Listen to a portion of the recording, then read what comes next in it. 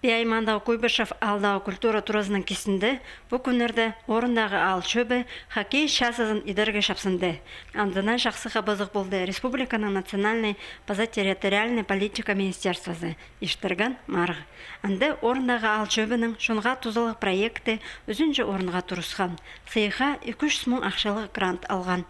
Аға қоза аймақтың бюджетінің 10 мың салковой база орындағызының 5 мың азыр салковой берілген.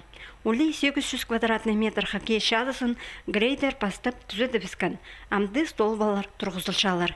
Аның ол седен әл барар. Екі халға база одыржықтар болар. Алдағы шетерге қысқыдағы спортның айғазар мұндай берілер. Олғаннаға бүл қысқызын пұста жылжың орын болар. Аныңа 9-ға парша бұл шет немелі балладың шет кізлердің, олғаннадың. Но біздің анда ол клуб кесінде біздің сельсовет жерінде тузасы жоқ жері тұршы атқан. Аның бұл ішлам оты өсетқан әлі зықтас өсетқан орынды андық неме бүдіраға сағын проект қосыр ұтып алып бүдір башапсы. Хоккей часызы харинда баскетбол ойына жан орын бар. Анда пүл мәспек кератаста жан шит тұрғызылған. Аны ебірі үдік проекттел барар, шарытқы тартылар. Бұ алды, мұның басқа волейбол ойына жан ашық база стадион бар.